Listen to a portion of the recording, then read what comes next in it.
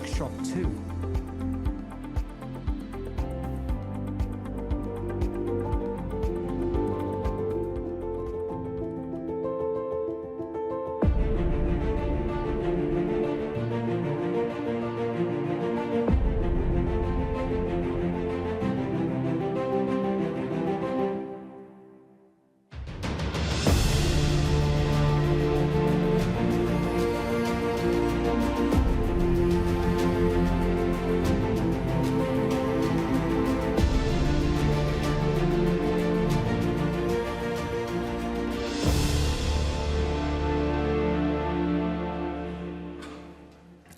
Good morning, everyone, and welcome.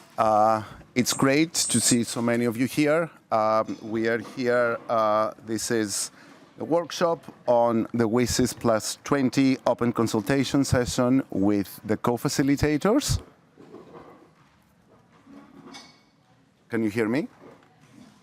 Yes? Okay. A little bit of context. We are here, of course, to this year is the World Summit on Information Society 20-year review, and we are already deep into the process and we are very lucky to have with us the co-facilitators that have been assigned in order to make sure that we see the end of this process. This is the 20th iteration of the Internet Governance Forum, which of course is one of the outcomes of the World Summit of the Information Society. I will not be taking more time because the idea of today's session is to hear from the co-facilitators and from you to have to ask any questions that you may have. I would just like very quickly to present to my right. We have Her Excellency, Ms. Suela Yanina, the permanent representative of the Republic of Albania, and to my left, His Excellency, Mr. Ekitela Lokale, the permanent representative of the Republic of Kenya to the United Nations. And with that, I will turn to you, Ambassador, for your opening remarks. Thank you. Thank you very much, Konstantinos. Good morning, Excellencies, ladies and gentlemen. It's an honor and a pleasure at the same time to be today together with my colleague, His Excellency Ambassador Ekitela Lokale of Kenya, and to be together with you to exchange some views on the consultation process that we have been tasked to follow on the WSIS+20 process. Today's meeting marks a crucial step in our journey towards a comprehensive review of the implementation of the World Summit on the Information Society as we commemorate 20 years since its conclusion. This review process, which will culminate in a high-level meeting on the General Assembly in December this year, provides an important opportunity to assess our collective progress since the original Geneva and Tunis phase of WSIS, and also at the same time to shape a forward-looking vision for the digital age. These consultations today are intended to serve two core purposes. First, to hear your expectations regarding the scope and priorities of the WSIS+20 outcome document, and second, to gather inputs from the WSIS+20 elements paper, which was published last week on 20th of June, and it's available at the UNDESA website.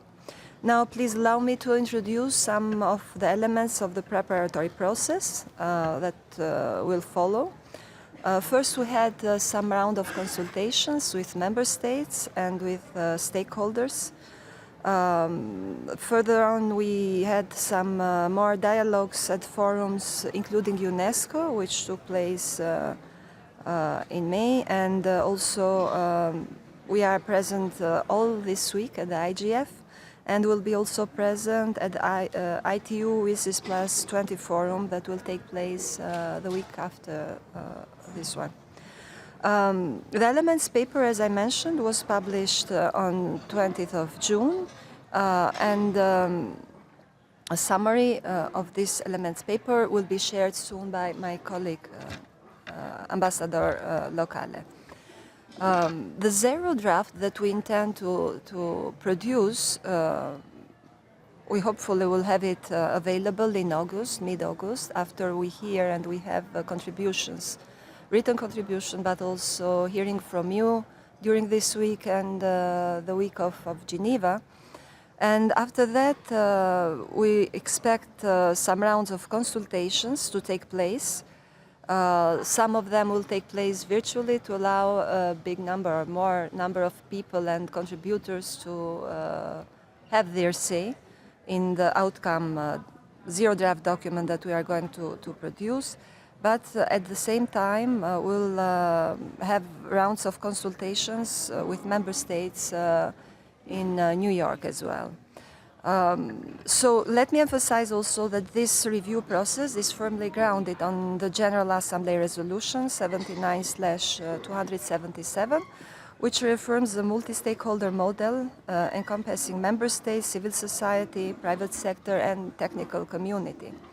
And we are very grateful and really we thank the IGF for providing this valuable platform to gather additional perspectives and contribution to the element paper.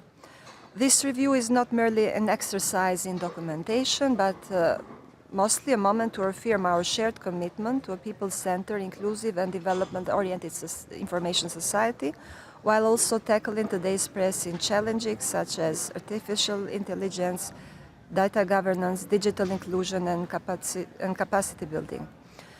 Bridging the digital divide, whether in terms of connectivity, capability, or participation, is also a central pillar of our work.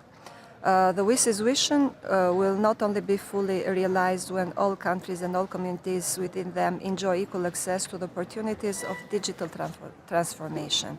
So this is not only a question of infrastructure, but one of voice, agency, and equity in shaping the governance of our shared digital future. As co-facilitators, we have actively engaged in consultations with stakeholders and will continue to do so. And we are looking forward to continuing this dialogue in WSIS+20 Forum in Geneva. So, dear participants and ladies and gentlemen, allow me again to emphasize the importance that we give to this process and the fact that the WSIS process belongs to all of us. None of us has ownership on it only. So that's why we need to work together and to foster space in collaboration, the space which is transparent and ambitious at the same time, which builds on past commitments, but also is responsive to today's evolving digital landscape. So with that first presentation, I would like to hand over to my colleague, and we're really very pleased to have this opportunity to exchange with you, and I hope that the interactive dialogue that we could have later on would be very meaningful and essential for our work. Thank you.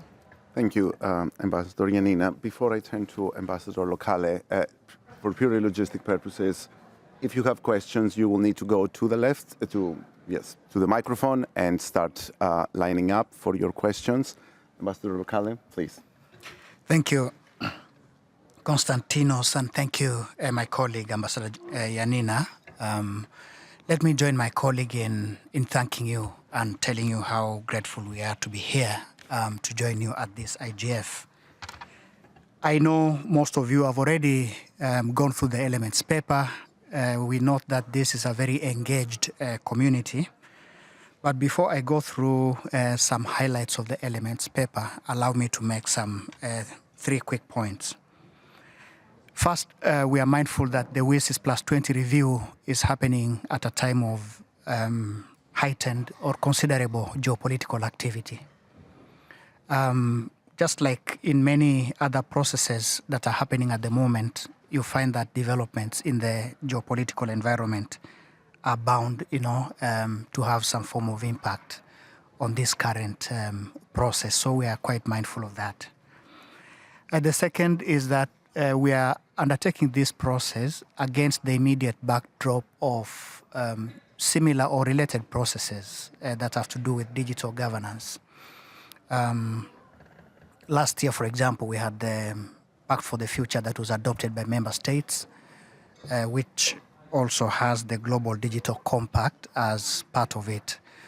So in this process, we have the choice of either acknowledging that those related processes have happened, or to conduct the WSIS+20 review oblivious of those. So sometimes, again, as co-facilitators, we find ourselves in a situation where we have to acknowledge the existence of those processes. Third general point that I would like to make is that it's not the intention of this elements paper to resurrect old controversies. We know that WSIS is one of those processes that has gone on for 20 years now. We intend to build upon the progress that has been made without any attempt to resurrect or relitigate controversies that have been undertaken in the past. That said, let me observe that in producing this elements paper, we adopted a measured approach. Measured in the sense that we tried, one, to acknowledge what has been achieved, the progress that has been made since the WSIS+10. Second, to appreciate the processes that have, or developments within the digital space, which have taken place. For instance, the AI wasn't a big deal 10 years ago, but now you can't have any conversation on the digital space without making reference, or at least acknowledging the AI revolution, if you can call it that.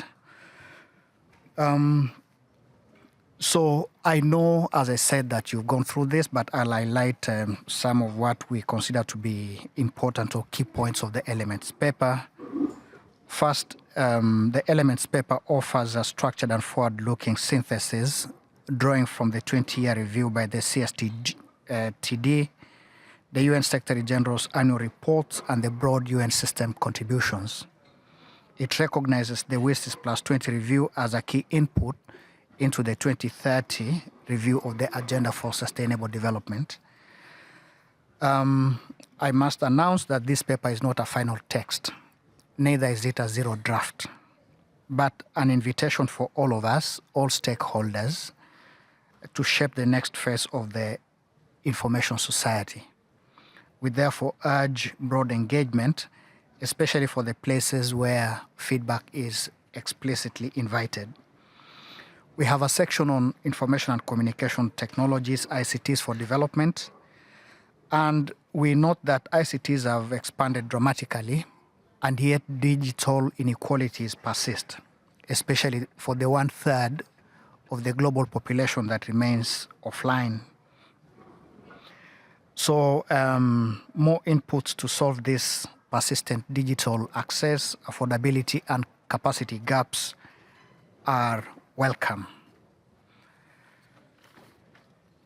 ICTs are also critical to achieving the Sustainable Development Goals and enabling resilient societies. On digital economy, the digital economy is now a vital engine of development, of global development, but the benefits of the digital economy are uneven across nations, but also within countries and societies. So I would be interested to hear from you how some of the structural gaps that exist can be closed, the structural gaps within the digital economy, and what models would support, for example, the micro, small, and medium-sized enterprises, and ensure that the digital opportunity is inclusive. Third, on social and cultural development, there are barriers that remain in digital access to education, identity systems, and community infrastructure. We would be keen to hear, among other things, how we can advance inclusive digital service delivery and safeguard privacy and equity in national digital strategies. On environmental impacts, we note that ICTs are both a solution, but also part of the problem regarding sustainability of the environment. They offer solutions on climate action and so on, but also need a lot of energy, to be able, for example, to run data centers. So there is a footprint there on the environment. So we would welcome a discussion on how we can reduce the ICT's environmental footprint through circular economy principles, better recycling, and sustainability standards. On bridging digital divides and the enabling environment, a holistic approach is needed for legal coherence, innovation and rights, and human rights protection. I would would welcome a discussion, for example, on what strategies would best integrate innovation, regulation, and rights. Then under the section on financial mechanisms, we note that there is increasing investment, although it is not even, and the divide again is apparent when you look at developing and developed countries. And quite a lot of countries still remain underserved. So I'd like to hear from you what mechanisms can increase equitable financing for inclusive digital infrastructure and readiness for AI. On human rights and ethical dimensions, WSIS reaffirms that human rights that are enjoyed offline must be protected online as well. Yet digital harms persist, especially for women, children, and other vulnerable groups. So we encourage you, all stakeholders, to suggest approaches that would operationalize a rights-based, safe, and inclusive digital ecosystems. Then on confidence and security in ICTs, we note that security remains essential to the implementation of the WSIS outcomes. We therefore invite proposals on how we can enhance confidence and cybersecurity capabilities in alignment with existing platforms. Internet governance, and it's appropriate that we are having this conversation here at the IGF 20th anniversary. We acknowledge the IGF as the primary multi-stakeholder forum. And we've had, for example, during consultations with different stakeholders, calls for either renewal of the mandate of the IGF or a strengthening of that mandate, or even in some cases, calls to make it a permanent institution that's able to access financing from regular resources of the United Nations. So we would be keen to hear your inputs on whether, I don't know whether is the question here, because there seems to be unanimity that its mandate, needs to be safeguarded one way or the other. But we'd be keen to hear whether the mandate should be renewed, strengthened, or be made permanent, and what other issues we need to address in this part. Then finally, we highlighted on data governance. These are some of the areas which are emerging. We note that data drives development, but there is a lack of capacity in most places. Proposals are being formulated in light of the CSTD working group on data governance, and stakeholders are invited to make contributions on their perspectives. On artificial intelligence, on AI, as I said at the beginning, it is reshaping digital development. Although R&D processes are concentrated in only certain geographies to the exclusion of many other parts of our globe, this poses governance challenges. Therefore, we welcome any suggestions and comments and inputs on how we can align AI governance with the Global Digital Compact and ensuring global inclusion in the benefits that AI presents.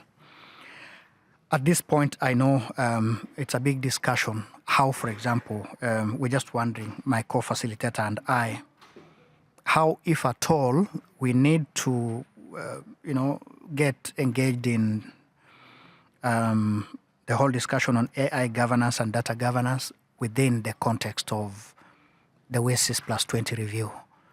We noted, for example, from informal consultations that we had, that there are varying opinions. There are those that feel, we need to have a section that addresses some of those emerging, but there are also others that, are of a different view. Capacity building, capacity gaps undermine digital equity.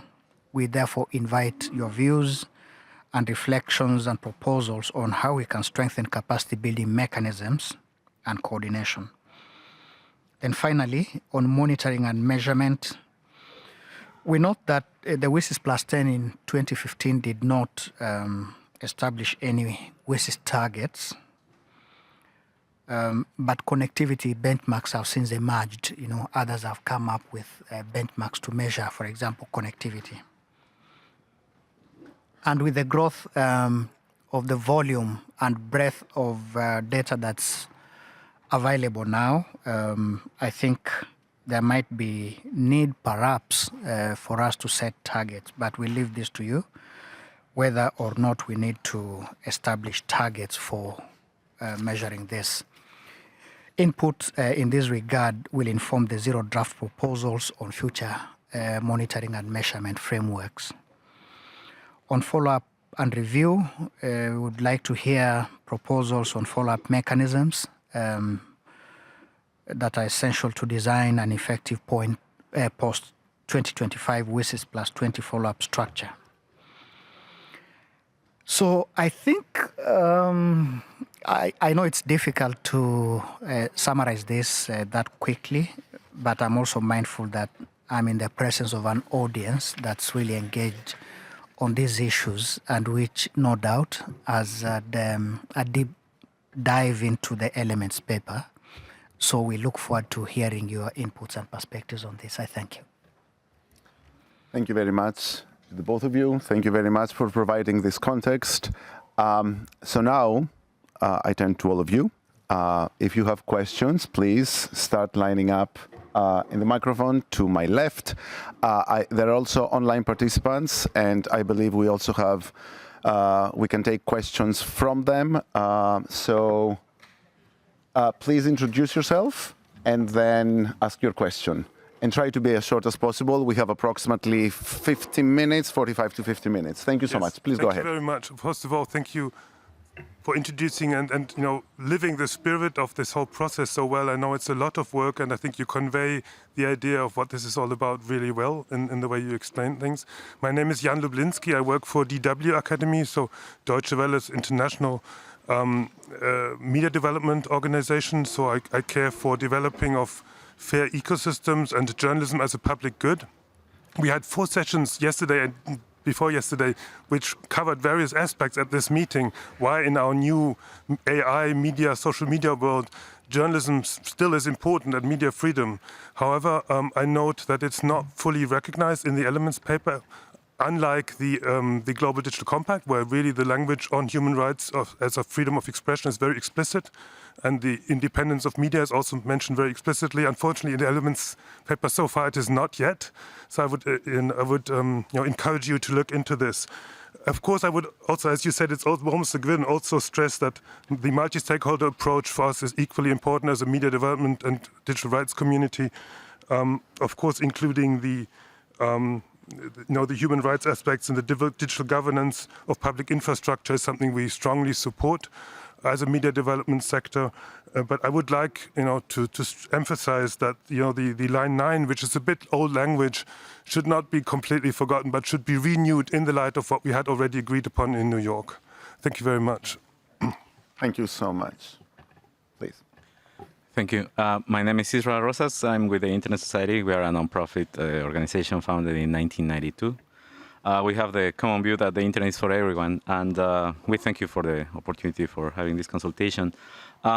We have the vision that our belief is that everyone must have fundamental abilities to connect, communicate, innovate, share, choose, be safe, and trust on the internet.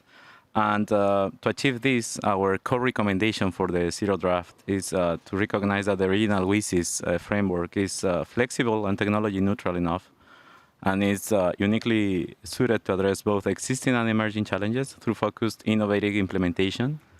And we believe that the zero draft must prioritize concrete issues, for example, actions to achieve universal and meaningful connectivity by promoting community networks and IXPs, support the free flow of data while protecting privacy by reaffirming the use of tools like end-to-end encryption, measures to preserve the global interoperable nature of the internet, and to resist measures that could lead to its fragmentation, and ensure that the implementation of the Global Digital Compact complements and not duplicates the work of the WSIS action lines.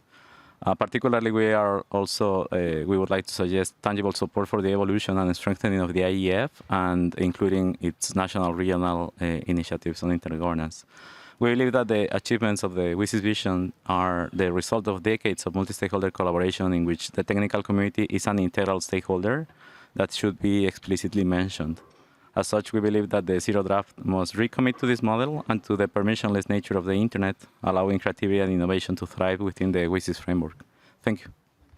Thank you, Israel. Jorge, please. So, hello, good morning. Jorge Gancio, Swiss government. So, thank you for the opportunity to participate in this consultation. We look forward to further conversations, of course, with you.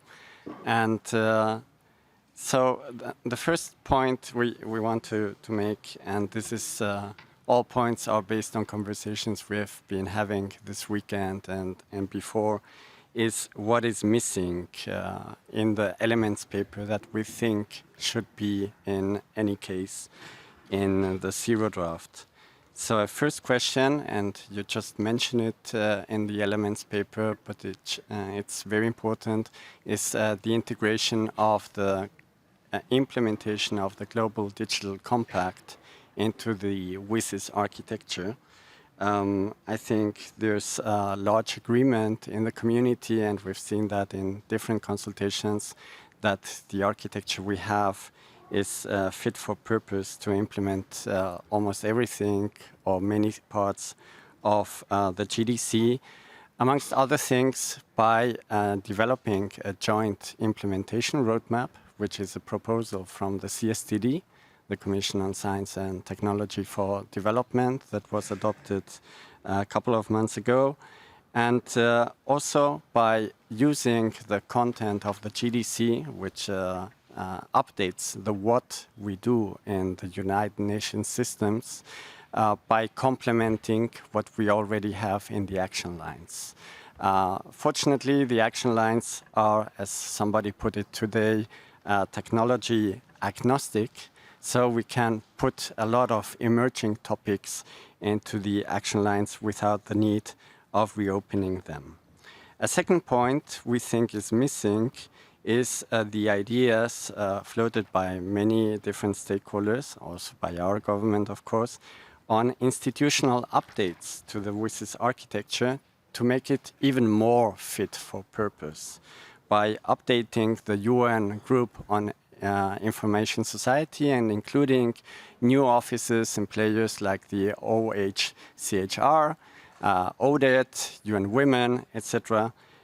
Would be very important. And also by better interconnecting the WSIS forum with the IGF, by enhancing both the government part and the multi-stakeholder part of the CSTD itself, and by establishing a help desk that helps stakeholders to navigate the WSIS framework and the work of the United Nations on digital cooperation.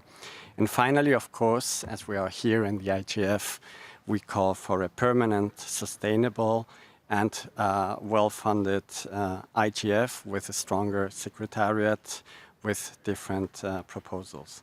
What we think we should change immediately, more or less, in the wording we've seen in the elements paper is the language on internet governance, which is a very old language from 2003 or 2002. We should really base our discussions on language from WSIS+10, or even better, from Net Mondial +10, or other recent agreements like in the Global Digital Governance Compact. It's also very important for us to state that the IGF is not just one other issue amongst other issues. It's an instrument to discuss about all the issues, about artificial intelligence, about human rights, about connectivity. It's an instrument. It was established by WSIS as an instrument, equally as the CSTD is an instrument, as the WSIS Forum is an instrument. It's not an issue. It's really the scope of all the things we discuss is internet governance according to the working definition of 2005. And there you go from the governance of the internet over to the governance on the internet, including emerging topics like AI, which we have been discussing here at the IGF for more than 8 years.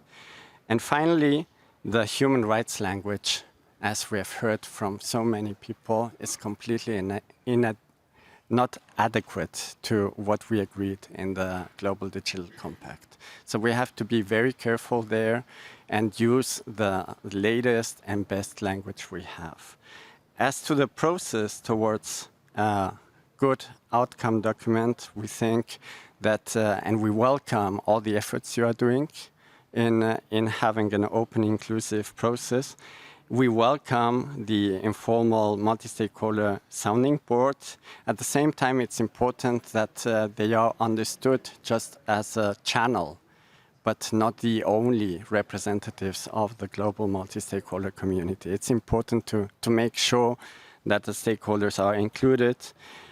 It's very important also for planning purposes, especially for smaller countries, also our country, to have a clear plan on when are you having the consultations, when are you having the negotiations until December, and that they are grouped as much as possible in week or multiple day slots so that we can travel from the capitals to New York to take part in the negotiations.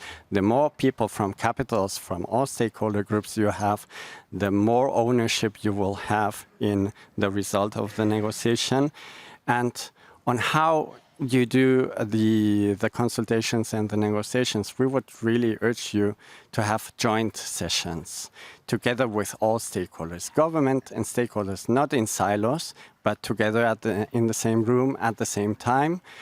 We can be creative on how we do that, or at the minimum back to back, so that we really have the opportunity to interact with stakeholders.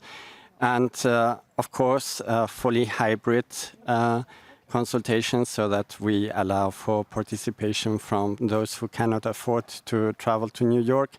And it's important that, amongst other things, we have timely summaries of what is being discussed. So I'm sorry for being so long, but I was also reporting from the discussions in many other places. Thank you. Thank you, Jorge. Please. Good morning. My name is Roman Dunelio. I'm from the Internet Engineering Task Force, and I want to first thank the co-facilitators for enabling this opportunity to receive input from the IGF community.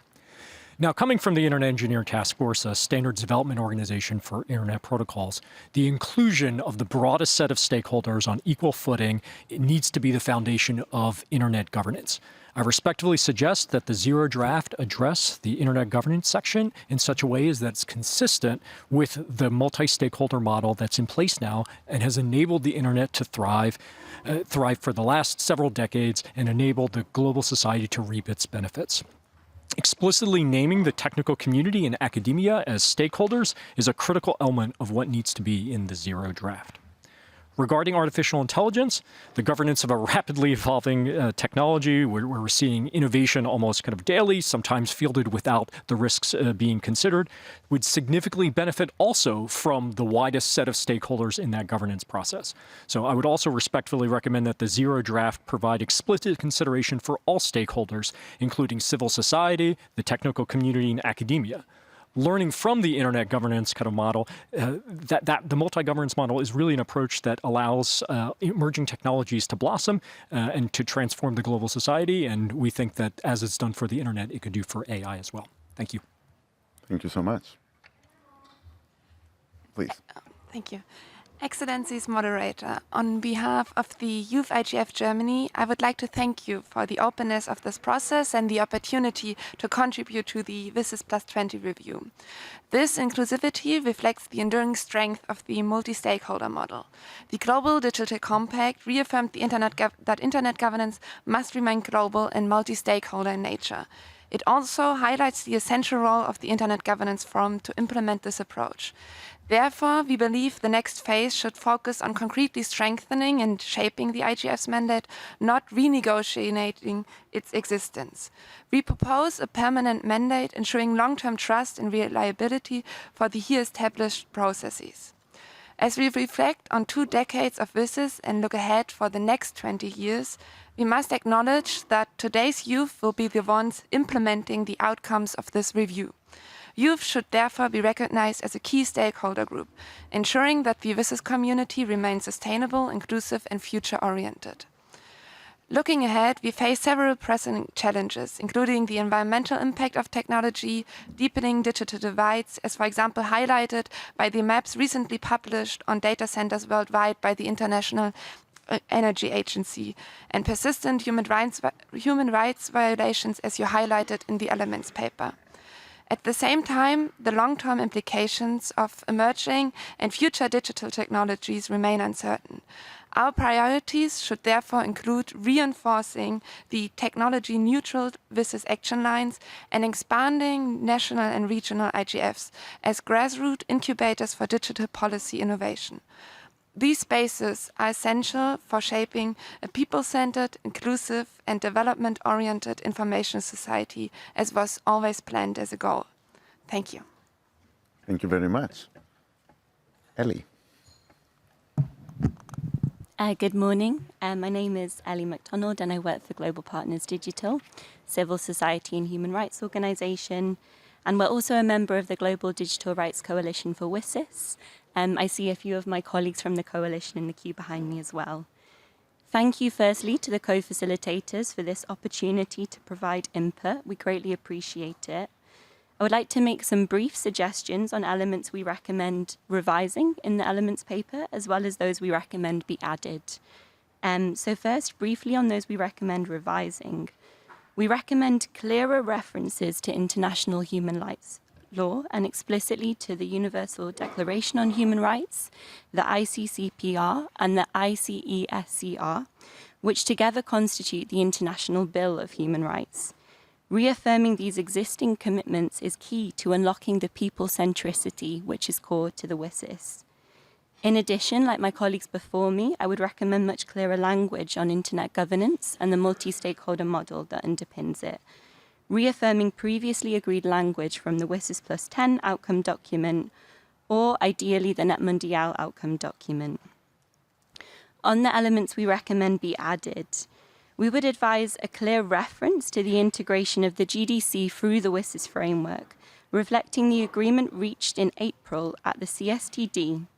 To achieve this, we would strongly support the recommendations made by Switzerland before us to incorporate a joint implementation roadmap to avoid duplication and ensure the efficient use of resources. Second, we would advise clear next steps to ensure a permanent and sustainable IGF within an updated WSIS architecture. The IGF is a primary multi-stakeholder forum for discussion of internet and digital policy issues. In a time of shrinking civic space, it is more important than ever, especially for underrepresented and under siege communities. Finally, I would like to thank again the co-facilitators for your openness to our input and for your acknowledgement of a 5-point plan for an inclusive WSIS+20 review endorsed by over 190 organizations and experts from across stakeholder communities. Inclusion in the process is key. It includes ensuring engagement happens both through the informal multi-stakeholder sounding board and beyond it, and that dialogue takes place between different stakeholder groups, avoiding parallel processes, especially at this early stage. Thank you for your attention. Thank you, Eddie. Giacomo, if we can go to the remote participants, we have 2 questions. Thank you very much. I believe we have one question from Amali da Silva. Amali, can you hear us?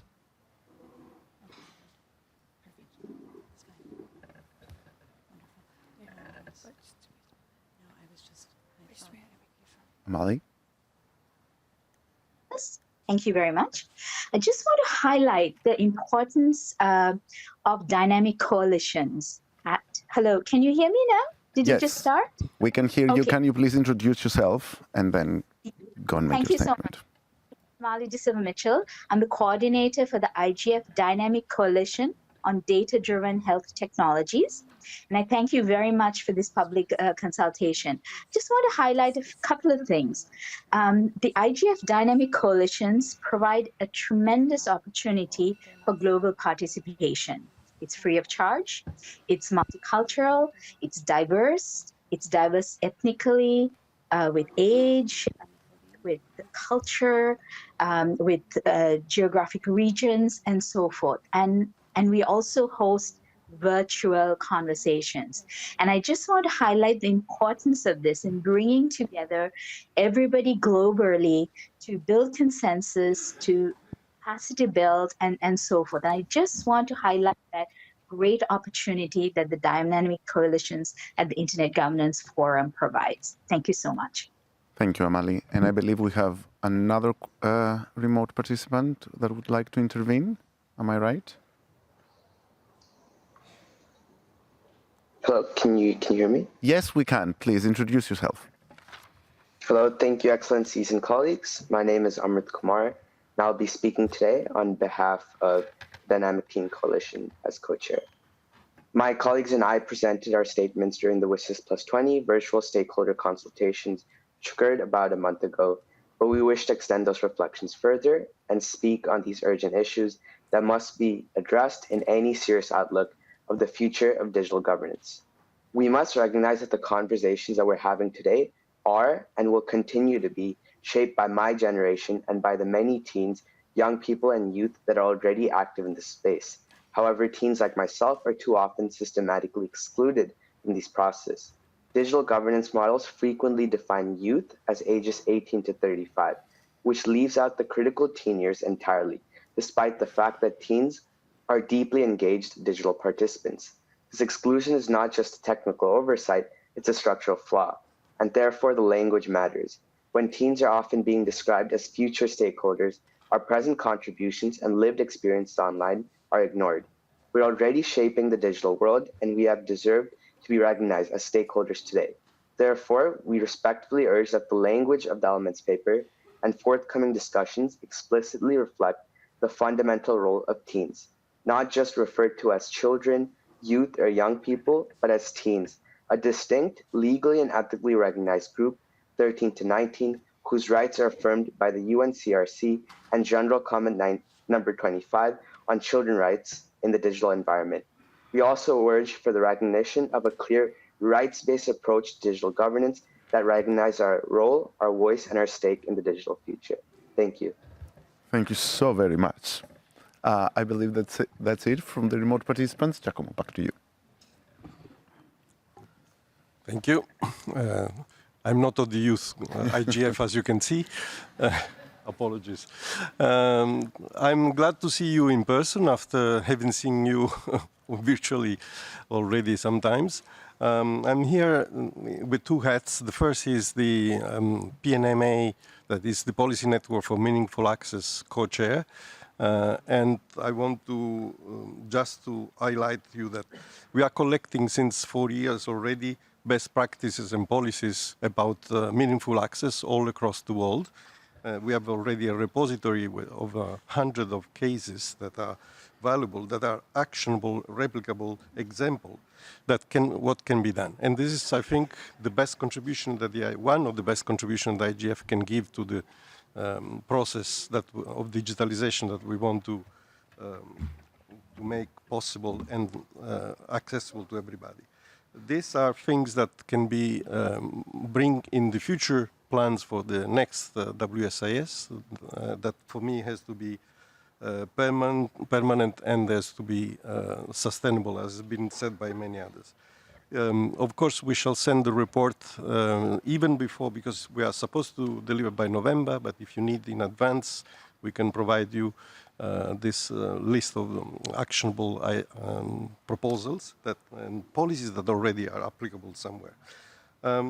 Second hat is, as my civil society organization representative, of course, as I said, we support what has been said by the Swiss non-paper and by with the methodology of Net Mundial.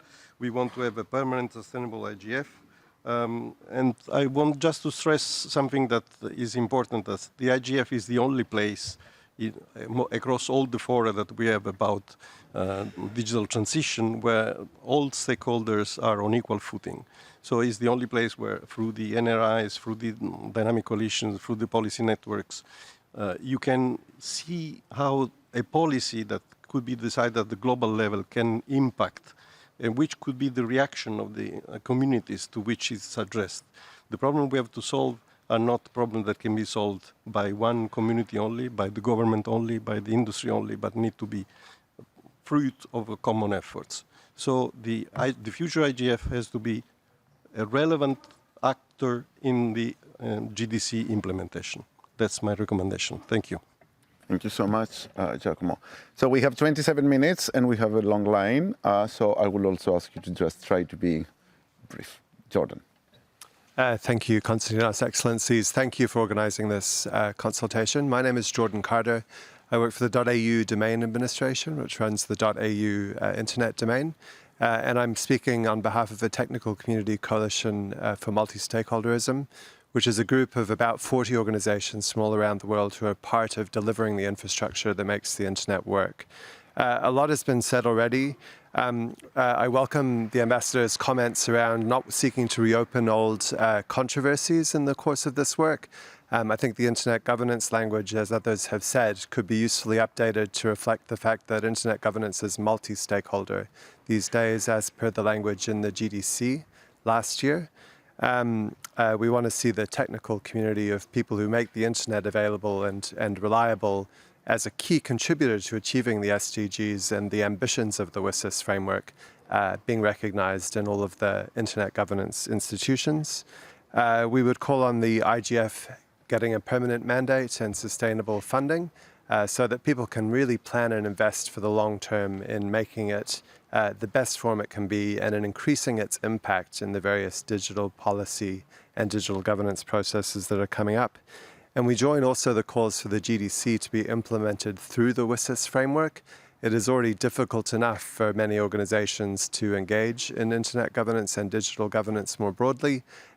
It's best not to proliferate new forums that are covering the same topics where it can be avoided. Thank you for your attention. Thank you, Jordan. Please introduce yourself. Yeah, bonjour. Thank you so much, Excellency, for this opportunity. So my name is Abdeljalil Bacharbon. I'm coming from Chad. So I'm the president of an organization called House of Africa and also representing national IGF Chad. So thank you. It's first time that we see you face to face, but I was there for your online consultation. And thank you for being open for this open consultation to listen to the community. So we thank you for this opportunity. So for us, we need clear governance framework without duplication. We don't need duplication because we have a lot of uses in the world. So we don't need duplication and inside the digital world. And we agree also with Switzerland for name change. Also, I think it's a good idea for internal governance to digital internals. Yeah, I think that will be very broad. And also, ensure the sustainable funding for the IGF is very important. Renew mandate is very important. Supporting IGF, NRIs is very important because without NRIs, there's no global IGF. I think that it will be very important to have this and to have the permanent mandate. We agree on that also, and to have a strong secretariat because secretariat doing very well. So we need to support them. We need to have a strong secretariat. Also, we need to know the roles of civil society and the young youth implication. Without youth, without civil society, we cannot have IGF also. So diverse voices is very key, very important to renew the mandate. And to consider everyone. It's not the close meeting, close decision, but we need to be open.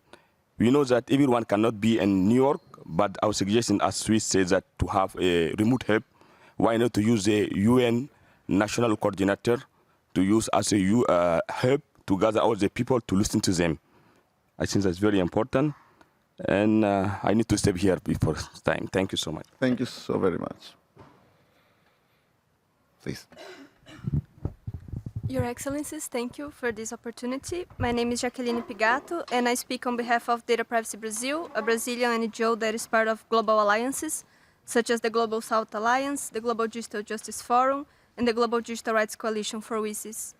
I would like to bring 2 points for consideration in the WSIS review, which are also shared by partner organizations within these alliances. The first point concerns the need to strengthen multi-stakeholder language in contrast to what we currently see in the Elements paper. Internet governance and the broader WSIS process have historically been multi-stakeholder. Governance at the top or content level involves legitimate state concerns, but the way that governance is implemented affects other levels and consequently other stakeholders and global cooperation as a whole.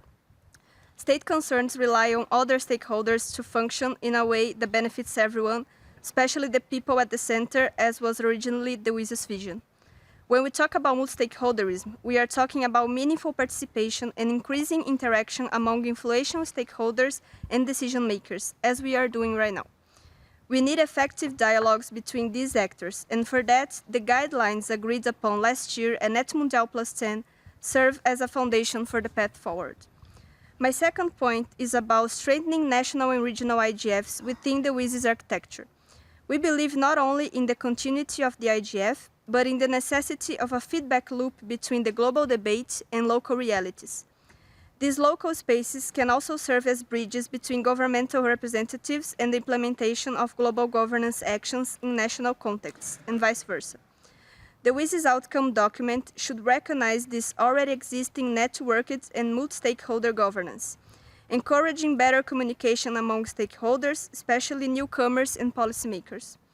That way, we can be more effective in implementing concrete actions aligned with the realities and diversity of the populations affected by digital life in all its dimensions. Thank you. Thank you so much. Hi. Oh, my goodness. Sorry. That's okay. Can we? Here you go. Hi, you go. That's always the... I'm holding many things. Thanks so much. It's always the problem with different people of different heights. Hi, I'm speaking for women at the table, but also the gender in the Global Digital Compact Coalition, which includes APC, Policy, Derechos Digitales, UN Women, UNFPA, Equality Now, and many other colleagues. And we'd like to actually think about the idea of how do we do a human rights-based approach which you had asked. How do we integrate it? And we think that this will help address both the digital divide, help integrate environmental issues, deal with the digital economy issues by taking this human rights-based approach that's impact-based, community-based, and also gender-based. We speak also for the joint roadmap in the Global Digital Compact. So we'd like to propose a standalone gender action line which would actually help deal with a lot of these issues and bring us forward. We know the Global Digital Compact has a standalone paragraph. We know that the SDGs have a standalone SDG number 5 on gender. And we believe that this will help bring this technology agnostic, but also very, very gender neutral series of convenings to something that's really gender transformative and help finally bring us forward to the way that we want to go and bring women, but also all people and all their intersectionality who've been left out of decision making. So thank you. Thank you very much. Anna, please.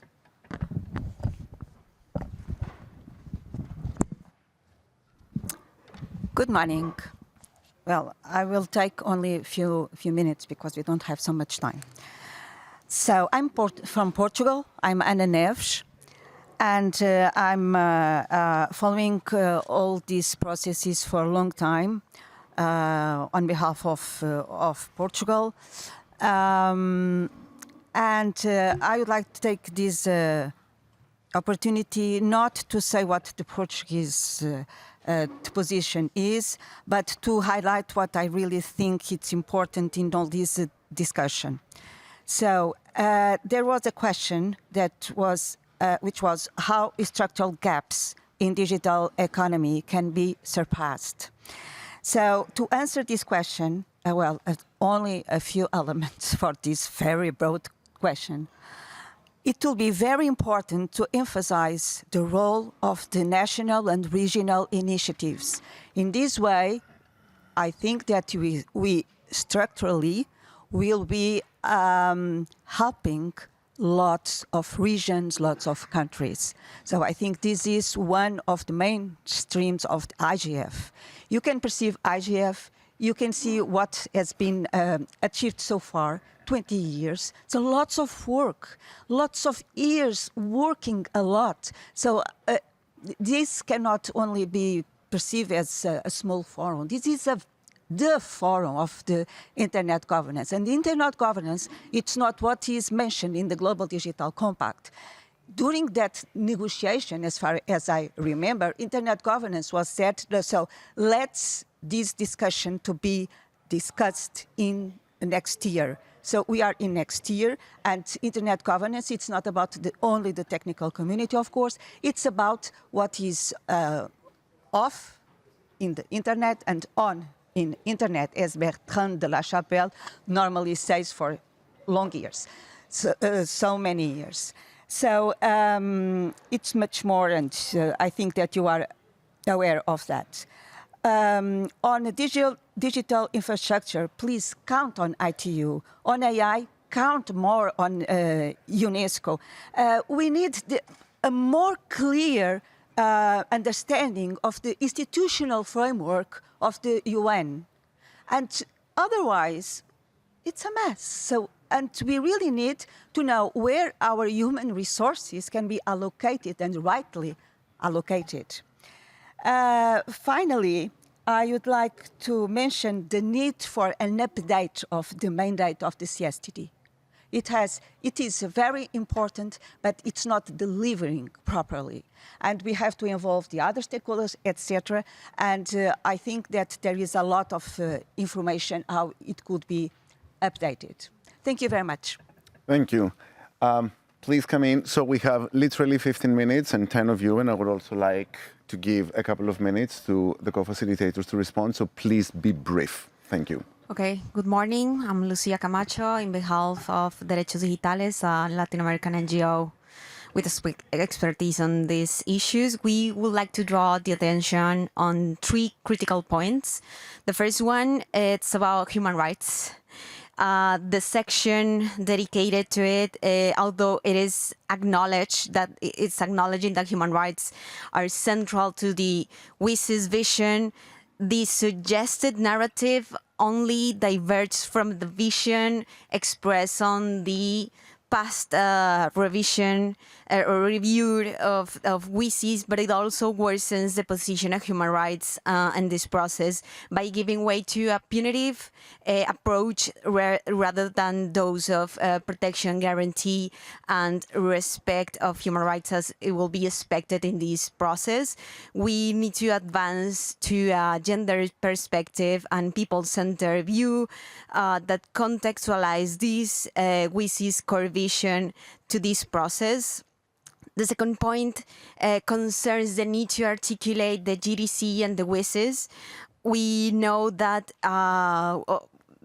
this is only mentioned in the AI section and needs to be explicitly mentioned in all this the content of this document. We would like to suggest bringing this perspective For example, we are aware that the development within the GDC framework of an entire technical platform, as well as a framework with indicators that track national public policies in digital matters and their connection to the GDC goals and the SDGs, we suggest enhancing that process so that it serves as a monitoring platform to the action lines, for example, and the agreements reached in this review. And the third point concerns the apparent need to not to backtrack, but rather to advance in the visions that affirm the relevance of multi-stakeholderism. We have learned in these 20 years many lessons.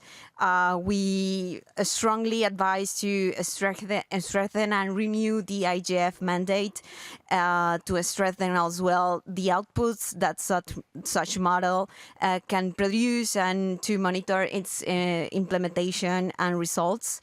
It is still early in this phase to suggest how such integration might look like, but we believe the elements paper should point toward that vision.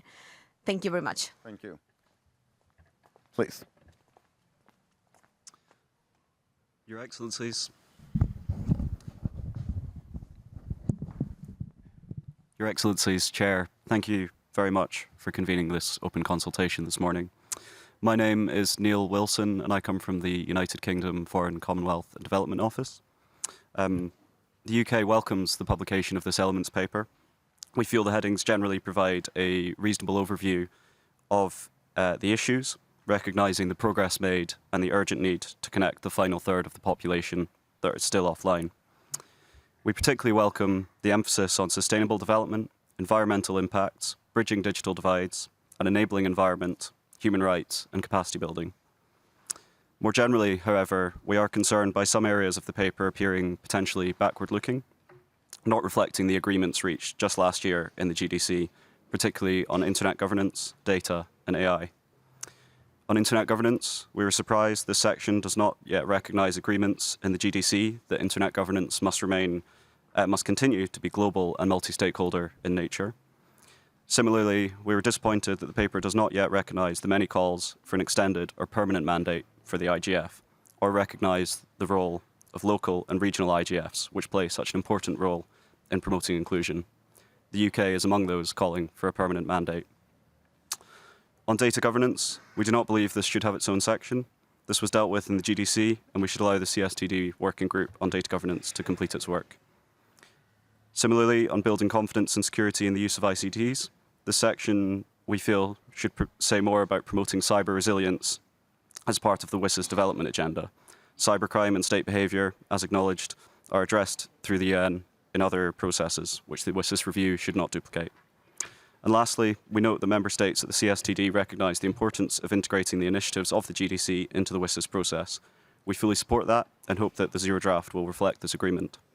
Thank you, Your Excellencies. We look forward to continuing this multi-stakeholder dialogue. Thank you. Please. Good morning. This help.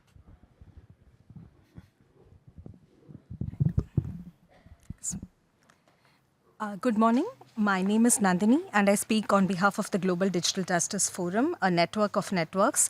And our recommendations come from endorsements from over 100 organizations for our call to action at the WSIS+20 milestone.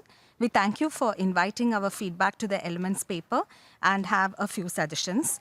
First, there needs to be clarity on the manner in which the rule of law mentioned in the introduction needs to be actually operationalized, considering that international laws and norms across several traditional areas, from trade, intellectual property, health and food systems data, and taxation, competition, and climate, for instance, are currently not updated for the digital context, and this anachronism is being exploited opportunistically by big powers. System-wide change is a precondition for digital justice, and this must be acknowledged. Secondly, global fiscal justice for all countries must be seen as integral to digital justice, and this is necessary to mobilize the necessary finances legitimately and in accordance with well-established norms for economic governance. Suggestions such as the digital development tax, whereby companies that have benefited for decades from a free and open internet must contribute to connectivity of the people who are still offline and to a safer digital world, and taking action to tackle tax evasion, including through a UN tax convention that is comprehensive and inclusive with no carve-outs for the digital economy, international trade, digital trade regime that respects the fiscal sovereignty for all countries, and ending regressive social media taxes and replacing these revenues through collection of legitimate taxes from transnational corporations. These mechanisms must be discussed in the elements paper. On human rights, it's important to broaden the ambit beyond user rights to put human rights and human dignity at the forefront of accountability in cross-border value chains. On data and AI, it's important to recognize that meaningful and affordable access in the AI context includes the pursuit of self-determination, and this means data flows require more than trust. They need to be based on rights, including the right to development. And finally, on monitoring and measurement, we call for appropriate metrics to assess progress on WSIS and GDC that includes aspects of social and economic justice, including equity and diversity. We call for systematic national reviews of progress on an annual basis for public accountability with greater coordination between the WSIS Forum and the IGF. Thank you. Thank you. Anna, please be brief. Hi. Hello, everyone. Oh. Thank you so much. Excellencies, colleagues, thank you for this opportunity. My name is Anna Oosterling, and I speak on behalf of Article 19, a local to global human rights organization focusing on free speech and related rights. First of all, I would like to really thank you for organizing this session, because it's amazing for us to all be here together with all the stakeholders, whether they're technical community, their member states, their civil society, their academia, private sector. This is amazing, and we would love to see this going forward. A lot has been said, so I'm going to keep it very brief. I just want to pick up on 3 key points, looking forward to the zero draft of the outcome document. First and foremost, we really need to anchor the zero draft in universal human rights and explicitly bolster the role of the OHCHR within the WSIS process. The zero draft should explicitly reaffirm all fundamental freedoms, including freedom of expression, freedom of association, assembly, rights to privacy and data protection, and rights to equality and non-discrimination, with gender equality at its absolute core, which has been raised by colleagues. We really need to think about how the zero draft can promote human rights respecting regulation and how it can safeguard against human rights abuses, such as surveillance, internet shutdowns and internet restrictions, online censorship, and attacks on independent media and journalists, as also mentioned before. One thing I'd like to pick up on from the GDC is that we need to ensure technology private sector actors effectively implement the responsibilities as per the UN guiding principles on business and human rights. Also, we would like to see support for small community and non-profit operators to offer complementary connectivity for rural and remote communities. Now, my second point, I can be brief because multi-stakeholder governance has been mentioned by many. I would just like to highlight one aspect of it, and that is, please, the zero draft, if it could reference the Sao Paulo multi-stakeholder guidelines, that would be amazing. In terms of the integration of WSIS and GDC, we support the proposal made by Switzerland. And then my final point is on inclusion. Inclusion is absolutely key. It's the heart of the WSIS project. At the moment, the elements paper is missing a whole number of groups, and some of them have already spoken and highlighted this. But we really need to integrate all underrepresented regions, all underrepresented groups and communities, including under siege civil society activists and journalists, to ensure more equitable, accessible, responsive, transparent, accountable, and context-aware governance frameworks. Thank you so much. Thanks. So I keep sending people away. The line is closed. So please, literally, because we have 4 minutes and we also have an online participant. Thank you so much. My name is Amrita. And first of all, thank you to the co-facilitators for arranging this session and also thinking about the sounding box. on behalf of the Asia Pacific Regional IGF, we would request more, if there could be more consultations at the regional level, and we would like to welcome you to our APR IGF, which would be in Nepal in September. In case you can come, that would be great, or join online to hear the APAC community and what they have to say on that. We would also, obviously we would want the IGF to have a permanent mandate strengthened in all facilities. We would also want, we have the policy network on AI at the IGF, which is doing a lot of AI work. How can we have more synergies in it? I will keep it brief because there are others. Thank you so much. We will be submitting our submissions, but we look for more engagement. Thank you so much. Please. Hello, my name is Jennifer Chung. I thank you, of course, for this opportunity to speak with the co-facilitators. I'm going to be brief as well. I do want to echo previous speakers' call for the recognition of the technical community, especially in the paragraphs that talk about internet governance, paragraphs which is 57 to 64. There is a particularly jarring transition between 59 and 60 because we need to be sure we're not inadvertently unlinking the important policy shaping, convening, and agenda setting values and power of the IGF to the actual governance of and governance on the internet. Colleagues have mentioned also the lack of the mention of the NRIs, the national, regional, sub-regional, and youth initiatives. I think this is an omission. I know this is not the final text, but please do have this in the zero text. One aspect I want to call out is the mention of the multilingual internet. This is actually a very good thing in paragraph 33 because English is not the language spoken in my home region, Asia Pacific, and the fact that we need a multilingual internet, internationalized domain names, and email address internationalization is extremely important. And finally, thank you again for having an APAC-friendly session in the consultation that you had previously. We hope you have this going forward, and I also reiterate the invitation by Amrita to come to the APR-IGF. Thank you. Thank you, Jennifer. Please. Hi, good morning. Thank you for organizing these consultations. My name is Bojana. I'm here representing Global Forum for Media Development. We are also members with other colleagues of a Global Digital Rights Coalition. I'll be very brief, Konstantinos. 3 points. First one, in the nature of our multi-stakeholder engagement so far, we would like to see this engagement activity reflected in the outcome document to a permanent IGF position that is integrated in the broader WSIS architecture. This also means that in the process of consultations and getting there, we would like to see more multi-directional and two communication joint consultations where we can actually exchange views in a more formal and informal settings. Second, we believe that building on this, we also believe that certain communities, and especially those that we are representing here, media and journalists, are not having enough space. So special consultations for media and journalists, and GFMD is here to help you convene these consultations. And thirdly, and regarding to the element paper, as many of my colleagues here mentioned, strengthening human rights language is essential, making sure that actually refers to international human rights treaties that are essential for protection of freedom of expression. And finally, we believe that for the context of the media, it is very important to preserve and strengthen Action Line 9 that I actually provide and kind of keep the successes and achievement that were already established under the GDC. Thank you so much. You see, I could do it. Eleni.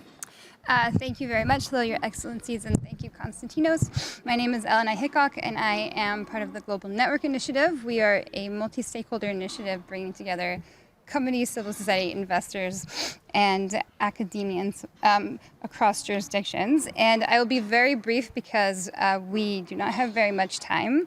We are members of the Global Digital Rights Coalition for WSIS, and we echo the points made by our colleague. And I would just add that in the zero draft, it would be wonderful to see affirmation of the private sector respecting the UNGPs. And lastly, I would just say that thank you for this opportunity to engage and participate, but it would be great to see further information about how inputs are being used, both verbal and written inputs, as the consultations proceed. Thank you. So literally 1 second, and because we are told that we need to wrap it up. Yep. Thank you, Excellencies. My name is Annalise Williams. I'm from the Organising Committee of Australia's National IGF. We appreciate the work that's gone into the Elements paper and this opportunity to speak to you today. As others have noted, there is more recent language on internet governance, including in the GDC last year. We'd like to see the text updated to better reflect that. We'd like to see recognition of all stakeholder groups, such as the technical community. And NRIs play a crucial role, and we'd like to see that reflected as well. We'd like a permanent mandate for the IGF and recognition that it's an instrument for dealing with issues. It's not itself an issue. And we would also appreciate a clear timeline for consultations as soon as possible and ensure that consultations are hybrid to allow participation from all parts of the world and stakeholders who aren't resourced to attend. Thank you. Thank you, Annalise. And sorry, Dia, really. 20 seconds? 10. Okay. All right, let's do this. Hi, everyone. Thank you for the opportunity to speak. I'm Sabhan Rashid Dia, and I am speaking on behalf of Tech Global Institute, which is focused on global South digital rights organizations. I echo the sentiments of my colleagues before me from the Global Digital Rights Coalition, the Global South Alliance, and the South Asians for Digital Rights. We welcome the Elements paper, but we have a couple of key points, which is important for Global South stakeholders specifically. One, the permanent mandate of the IGF with sustainable funding, particularly and explicitly calling out the participation of Global South communities in the multi-stakeholder process, grounded in Net Mundial principles. Second, we call on human rights to be grounded in the UDHR and ensuring that there is no punitive languages and the fragmentation of rule of law is not present. And then lastly, the GDC implementation should be carried within the well-established framework of the WSIS architecture so that global South communities are not forced to participate in competing processes, which strains on existing resources. Thank you. Thanks. Very quickly, we need to go to the remote, but literally 30 seconds, because I would like to give 30 seconds also to the ambassadors to just really say the last words. Please, go ahead. Thank you for giving me a floor. Let me share my input short to the point. I would like to ask this is Pio Nguyen from the Myanmar UIGF and South Asia UIGF and part of the UIGF Internet Governance Forum Network, and it has been provided like a essential space for the young people to have to learn and contribute meaningfully to the internet governance discussion.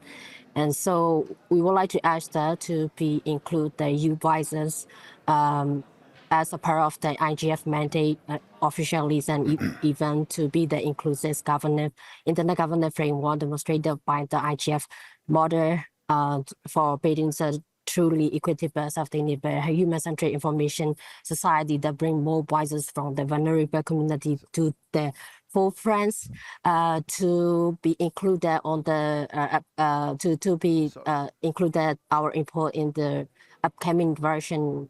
And also, sorry. You need to wrap up because we are told that we need to leave. So please. Okay. So the last part is we would like to mention that everyone is responsible for our future. So every generation need to be take accountabilities and responsibility with action while making sure that you voices are heard and listened. Thank you. Thank you. So literally one word, if you just can, and we wrap it up. I'm sorry. Please. First of all, great thank you to everyone and each of you for these contributions. These are really very meaningful, but also encouraging. Just want to mention that the Elements paper was and is only the starting point. We have a whole process in front of us, and I want to emphasize the fact that this kind of engagement is very much inspiring and will continue with consultations. Please send your contributions in written. The deadline is by 15th of July. We may extend if we see that there is greater interest on this process, but at the same time, we'll also reflect on your request to have joint consultations. So by the end of July, we may organize another joint consultation with member states and other stakeholders when you can have the possibility to express your views again. But we will be also announcing the future steps in the website of UNDESA. Please follow us. Any kind of opportunity that you have that we can be present in your regional consultation, let us know. We are just on the way to try to reassure you that the process will be open, transparent and inclusive. So please be engaged, and we really appreciate your efforts and the spirit, lively spirit that we are seeing here at IGF. Ambassador, one last word. Mine is to thank you for the open manner in which you've engaged. We intend to run a transparent and inclusive process where we'll try as much as possible to take your inputs in. Where we are not able to do that, we will let you know the difficulty. As you know, we are consulting many stakeholders, but please give us your comments on this orally and also in writing. I thank you. Thank you all, and sorry for those who haven't spoken, and apologies to you. And thank you to you, Constantinos, for moderating. Thank you.